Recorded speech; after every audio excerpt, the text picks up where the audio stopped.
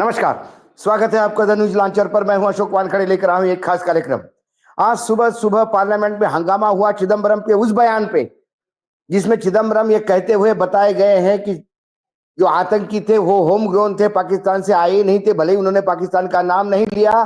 BJP आक्रामक होते हुए लगातार ये आरोप लग रही है कि कांग्रेस का ही डीएनए ऐसा है जो पाकिस्तान की वकालत करता है। लेकिन इसी के बीच में भाजपा समर्थित या भाजपा के बारे में अब बहुत सॉफ्ट कॉर्नर रखने वाले एक ऐसे मौलवी, जिन्होंने एक समाजवादी पार्टी की नेत्री और समाजवादी पार्टी के सुप्रीमो अखिलेश यादव की पत्नी डिंपल यादव पर बहुत ही घटिया बयान दिया। तो क्या हम ये माने कि ये बीजेपी समर्थित है, इसलिए बीजेपी का डीएनए है?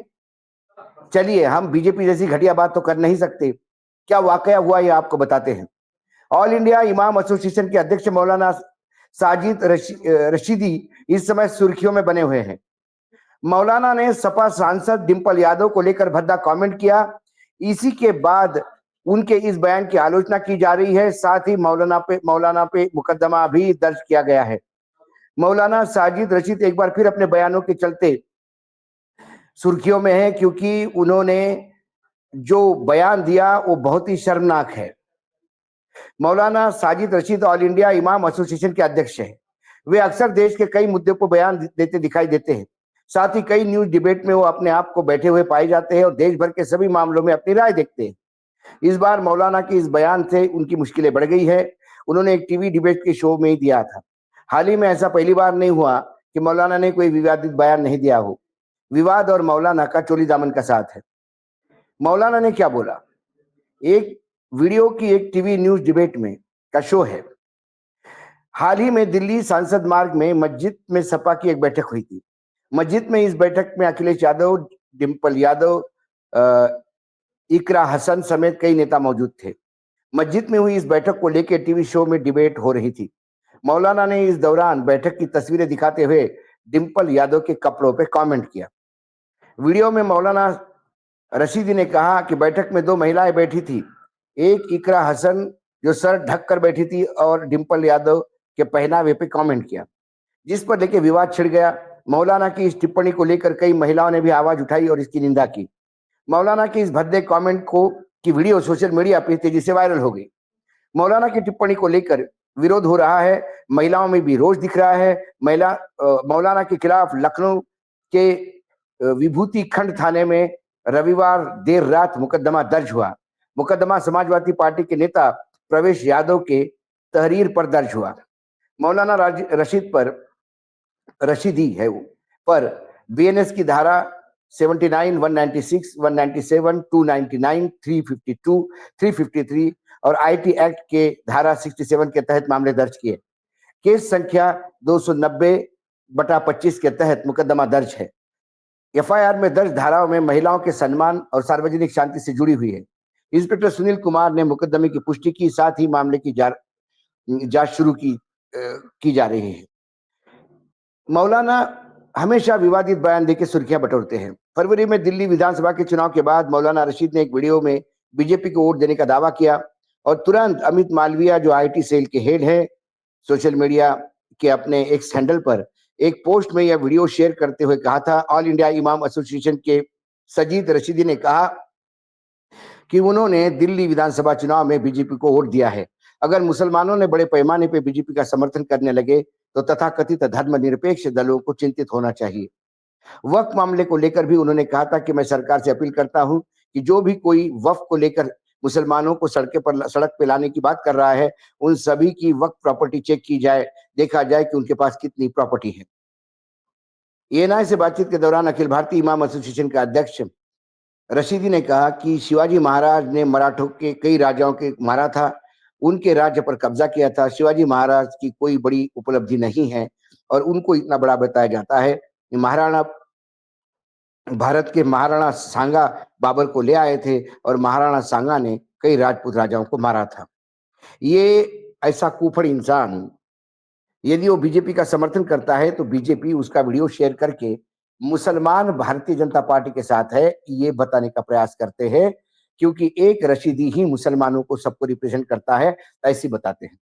यदि ये बीजेपी के समर्थक है और बीजेपी को वोट दिया, तो आज बीजेपी ये क्यों कह रही है कि हम भी इस मौलाना के खिलाफ धरना प्रदर्शन करेंगे?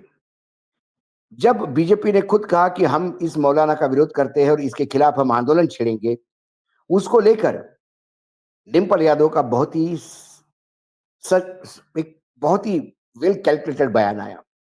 और ये बयान जो है डिंपल जी का, कई सवालों को जवाब देता है और बीजेपी को आईना भी दिखाता है।